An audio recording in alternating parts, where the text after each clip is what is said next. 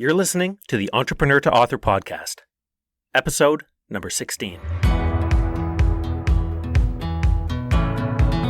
Welcome to the Entrepreneur to Author podcast, the podcast that brings you practical strategies for building authority and growing your business. And now, here's your host, Scott MacMillan. The trek from entrepreneur to author begins as a private journey. As you travel down that authorship road, you'll then invite others to join you. Guides or Sherpas, seasoned experts who've been where you're headed and can help you get there quickly, safely, and far more effectively. We've covered that in previous episodes. In fact, I encourage you to go back and listen to those episodes again if and when you have a chance. But let's get back to our metaphor. Once you've traveled down that winding, adventurous path and finally reached your destination, you realize something. It's not a quiet, peaceful village with a small group of tight-knit sages smiling and nodding at one another. No, you've reached a bustling marketplace with countless merchants shouting over top of one another, competing for attention and selling their wares, with countless wide-eyed and bewildered shoppers struggling to know who's selling snake oil and who's the real deal. Yikes. So be prepared. It's a crowded space. Getting anyone's attention these days is pretty hard. We live in the information era. We are bombarded with content. It's everywhere we turn. Do you remember when we had to wait until 6 or 11 p.m. to watch televised news? It's actually hard to believe now, isn't it? The 24-hour news cycle is now the 60-minute news cycle. The internet changed the game. We're all programmers and news directors choosing what we want to consume, how, and when. You might be asking yourself, okay, Scott, but what does all of this have to do with promoting my book? Well, quite a lot. Your reader's attention is maxed out. They can only take in so much, and at some point, it all just becomes noise. And there is a lot of it. So your job in promoting your book is to carve out space in all that noise. When it comes to marketing your book, authors often go in one of two directions. Some completely ignore it, and others obsess about it. Now, fortunately, as we've outlined in this podcast series, much of the hard work of marketing your book is already done. From content to cover, you've checked the boxes. If you followed along to this point, your book, once in your reader's line of sight, will appeal to them and then deliver on the goods. So the goal then in launching and promoting it is to get it in their line of sight and give your book a little shove so that it catches momentum. And the best way to do that is by focusing on your business, your customers, and your personal brand, and layering your book into all of it. The perfect time to prepare for your book launch is when you're working through the final stages of editing and publishing. In this episode, we're going to show you how to promote your book before, during, and after launch. I'm Scott MacMillan, and welcome to this edition of Entrepreneur to Author.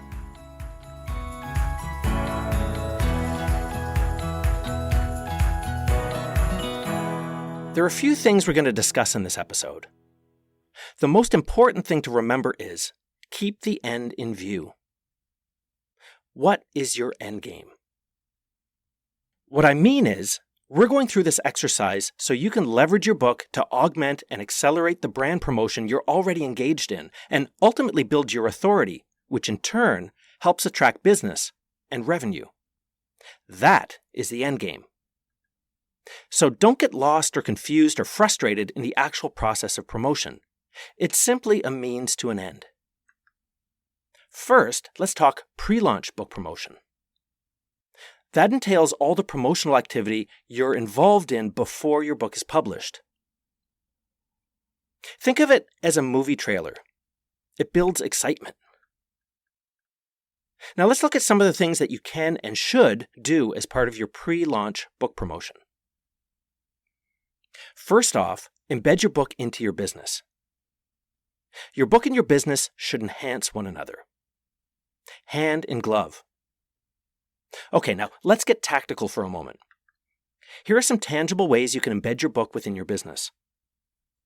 Your website, both your business and personal brand website, if you have one, should feature your book prominently.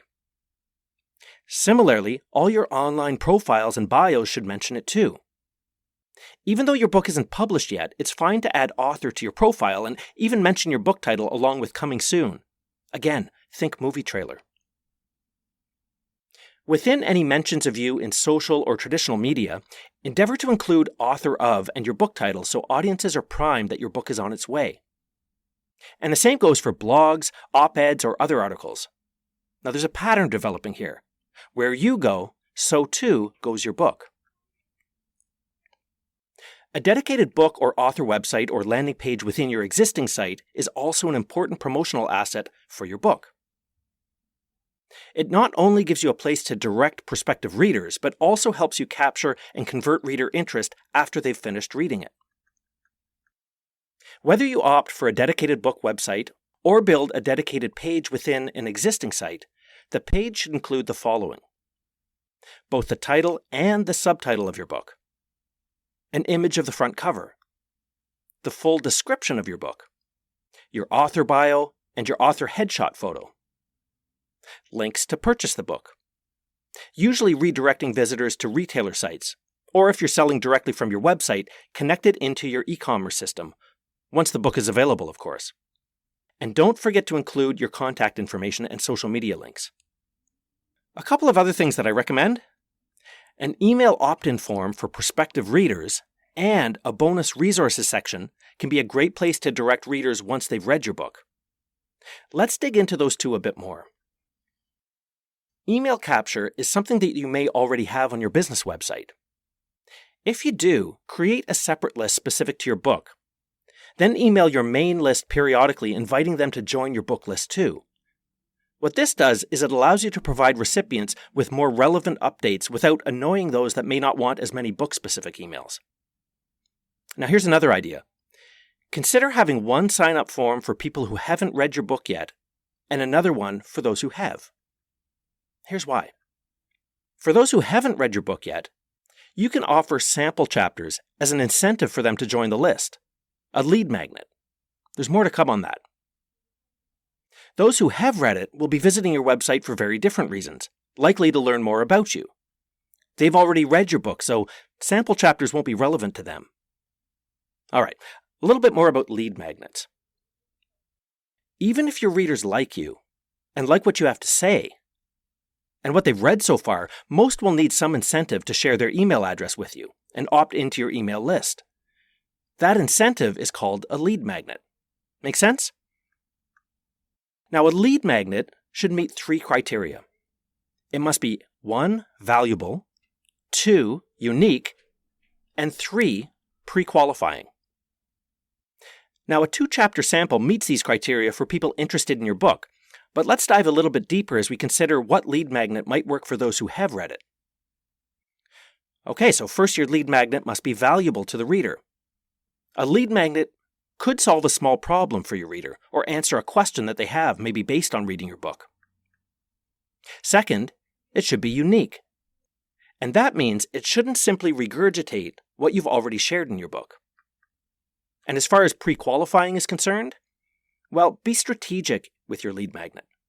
Make sure that it appeals to those you want to engage with, and maybe even repel those that you don't. Bonus materials like worksheets, templates, or resource lists usually work well. Same with free or trial access to digital courses or memberships and things like that. Okay, so yes, you want your ideal reader to share their email address with you, but why?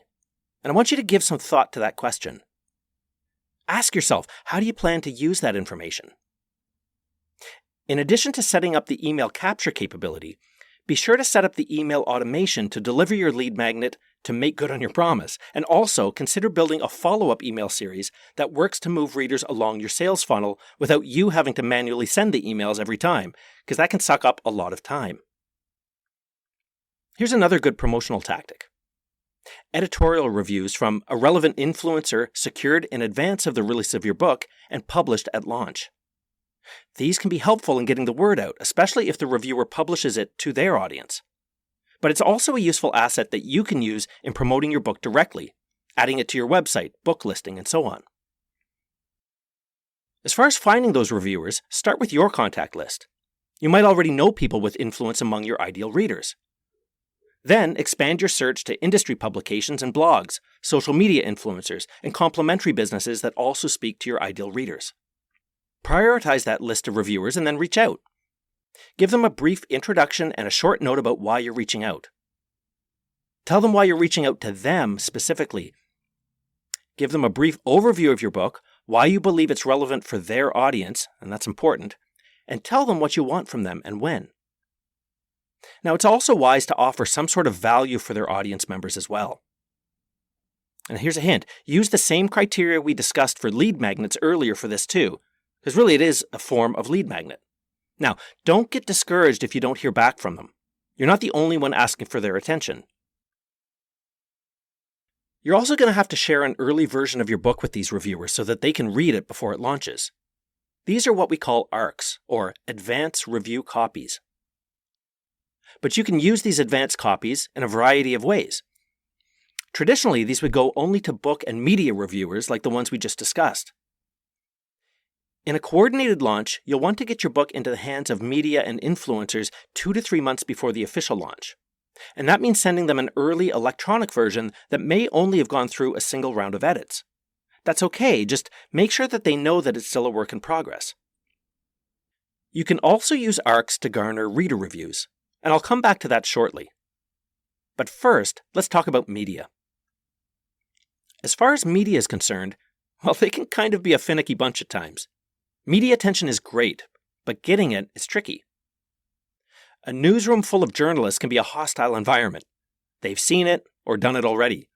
And often, it's negative stories that they deal with day in and day out. So when pitching your book to the media, it's very important to make your book and its subject matter relevant. Before crafting that pitch, ask yourself, what's the story? Not the story in your book, but the story that they'll want to publish about you. Answer that question in a sentence. Seriously, that's going to help. The answer you come up with is the meat of your pitch to the media. Be targeted. There are lots of platforms out there, but which media outlet is most likely to be interested? A personalized pitch is important too. Do you know anyone in the media business? If you do, you can start there. Do a little bit of homework to find out if the media outlet has a specific book reviewer. Some do. Who is it? And here's a great tip. Does your book tie into current affairs or broader trends? Or could it? If so, that's a terrific hook for a reporter or assignment desk. Especially if you can credibly speak to the issue or trend, which, as the author of the book, you likely can. Imagine being the go-to for media analysis when a news story explodes and it's related to your expertise and your book. That is promotional gold. Human interest hooks will also get a reporter's attention, especially if the personal story you're talking about can be shared by the person in the story. Reporters love a first-hand account. Also, in that outreach to the media, be clear and concise on when your book will be published. You don't want any missteps regarding media coverage. Now, if pitching to the media sounds intimidating or it isn't your cup of tea, professional public relations firms or publicists do media outreach all the time on behalf of their clients. They aren't cheap, and there are no guarantees, but they know the routine. Media aside, don't forget to look at your existing stakeholders. Your social media followers, email subscribers, viewers, everyone can get the word out. Okay, now let's talk about book promotion at launch time. When the curtain rises and it's time to present your book to the world, it's worth spending a bit of time and allocating a bit of budget to get the word out. You might consider price promotions and paid ads, and maybe even a launch event. And you should definitely think about how you're going to garner reader reviews, as those are particularly important, but more on that shortly. In-person book launches, well, they can be a blast, but they're not as common as they used to be. It's also rare that you'll sell enough books at the event itself to offset the cost, so if you do plan to do a launch event, be clear about what you want out of it. At a minimum, it's a wonderful way to celebrate your authorship journey with people who are important to you and who want to support you. But it can also be a great way to bring together prospective clients with existing clients, and that can have a much greater business impact. If you can increase the odds of landing some new clients based on that sort of interaction, then there's potential for a terrific return on investment. Virtual book launches are certainly growing in popularity, and there's no surprise there. And by using platforms like Instagram Live, Facebook Live, and YouTube, as well as Zoom webinars and the like, you can draw in far more people than you ever could for an in-person book launch. That makes total sense. And it's also much less work for you and for the people attending. But don't take it for granted. If you want good engagement, you still need to plan a great agenda with valuable content and coordinated calls to action. Price promotions can also be a good way to get your book out at launch. To create a level of urgency, set a time-limited promotional price for your book's ebook edition and then drive traffic to the listing. This can build a solid foundation of sales from the outset, often pushing your book up in sales rankings right out of the gate. Okay, now I've mentioned reader reviews a couple of times, and with good reason. Reader reviews and the associated ratings are more important now than they ever have been. I don't know about you, but it's one of the first things that I look at when comparing books on similar topics. The first thing that people look at is the average rating for all reviews. Having a high rating is especially important early on because that's really all readers have to go on. The number of reviews will be the next thing that people will seek out. Obviously, the more reviews, the better. That means people are reading your book. There are generally 4 ways to get reviews once your book has been launched, and it's a fairly straightforward exercise. The first is simply to ask your network. We all have a network of friends, family, and business associates. You can ask them to review your book. Secondly, ask readers in your book to leave a review. Just put the ask at the end of your book, just after the conclusion. Another great way to generate reviews for your book is by seeking out top Amazon reviewers. Much of Amazon's model is built on reviews, and there's a whole community of people who review products and books a lot. Search for books on similar topics, and then, of the people who've left reviews, see which ones are serial reviewers. Be sure to choose reviewers who seem fair and balanced in their reviews. Then reach out and offer to send them a free copy if they'll consider leaving an honest review of your book. And finally, you can also use reader review sites. There are some online services where you can actually submit your book for review by readers. Some of these are free and others charge for the service. But as long as the reviewers themselves aren't being paid, other than receiving a free copy of your book, then that's fine and shouldn't go against Amazon's policies. Now I'd like to talk about advertising for your book. While there may be other ad channels relevant for your subject or your industry, the 3 that you're most likely to use are Facebook, LinkedIn, and Amazon. So let's take a moment and look at each one. Facebook ads are useful for finding people who fit your ideal reader profile and then driving them to your book listing page. Also, if you have an existing email list of at least 100 people who are your ideal readers, you can upload that into Facebook ads to create what's called a lookalike audience. Facebook then uses data from your email list to serve your ad to other people who are similar to those who are on your list. LinkedIn is a terrific tool for professionals. Mind you, the ads tend to be more expensive than on Facebook, but with LinkedIn you can target an audience by industry, job title, company size, or interests, and all of that can be very useful, especially for entrepreneurs. Finally, Amazon ads. If you've published through Amazon's KDP platform, Amazon Marketing Services can also be an effective way to drive traffic to your listing. After all, these are shoppers with buying intent, and that is a big plus. Now let's talk briefly about bestsellers. Many first-time authors have visions of their book hitting the New York Times or Wall Street Journal bestseller lists. Most are also quite realistic about the fact that that's unlikely. Hitting these lists requires a big marketing budget and a coordinated campaign to drive 5,000 to 10,000 book sales during 1 week at independent bookstores across the US.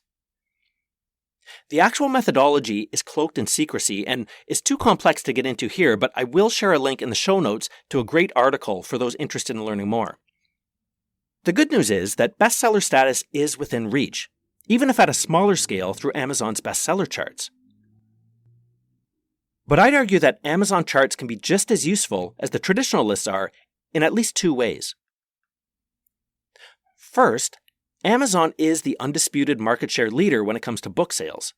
So even though it only tracks Amazon sales, that's still a pretty decent sample.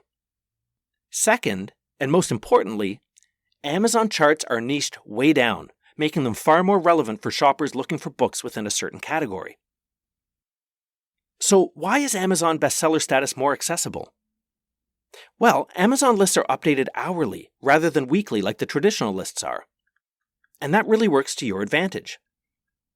If your book sells the most copies in a category in any given hour, then it can rank as number one in that category. And while it's harder to maintain that status for an extended period of time, it's easier than you might think to rank in the top 100, the top 10, or even number one. To do this successfully, you need to first drive traffic to your Amazon ebook listing and then convert that traffic into sales. Now, what we do when we're running a campaign like this is we drop the price of the ebook and then drive traffic using paid ads and promotional partnerships, and it works reliably well. Now, I have one quick word of caution about Amazon sales and every author's desire to make as many book sales as possible right out of the gate. In all likelihood, family and friends will show support and want to snap up your book right away. And that's really nice, but there's a problem with that. Whenever somebody buys your book, Amazon tries to figure out why. Their algorithm notes where the customer lives, their interests, previous shopping purchases, and so on, and then tries to identify similar shoppers to recommend your book to. Family and friends are usually not your ideal readers, so what can happen if all the early buyers aren't your ideal reader is that Amazon can misinterpret who your readers are likely to be, and then recommends it to the wrong shoppers. This will likely resolve itself over time, but it's a bad way to start out. So instead, drive friends and family to other retailers whose algorithms aren't as sophisticated, or better yet, give or sell them one of your author copies. As far as ongoing marketing is concerned, to be honest, I'm not a huge fan, at least not of dedicated, book-specific marketing and advertising after your book is launched. If you've embedded your book into your business, then it's usually not necessary and can too easily become a distraction. However, there are instances where a bit of additional promotion can help. If you're self-publishing, that means you can also make updates to your book. If the changes are meaningful, maybe a relaunch is considered with a little bit of promotion. And of course, seasonal or topical promotion could also drive sales. Can you capitalize on current events with your subject? Changes in trends? These could be really good opportunities to build a tactical campaign to drive additional interest in your book. And of course, if your business involves making public appearances, then do include your book in your speaker and media bios. Speaking engagements are also an excellent direct sales opportunity. So once your book's been published, always have copies handy. That just makes sense because you'll be able to make back-of-the-room sales.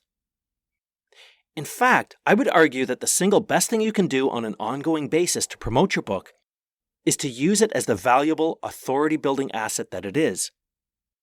Use it as a foot in the door to get yourself in the media, on stage at events, on relevant podcasts, and so on.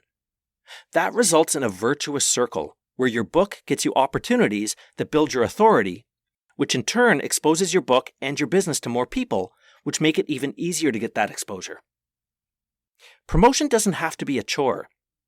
In fact, it only gets easier over time, and done strategically, promoting your book can actually be a lot of fun and hugely beneficial.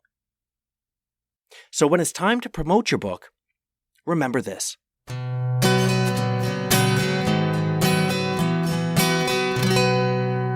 While there's a wide variety of ways to promote your book, you have to keep the big picture in mind. If you've done the hard work of planning your book and setting it up correctly for distribution, then you don't need to spend your days marketing it in perpetuity. After all, you've got better things to do, like running your business. Yes, there are times when a focused promotional campaign is worthwhile, like during launch. But your ongoing book-related activity should be baked into your business model. Your book, your business. Those two should complement one another very nicely.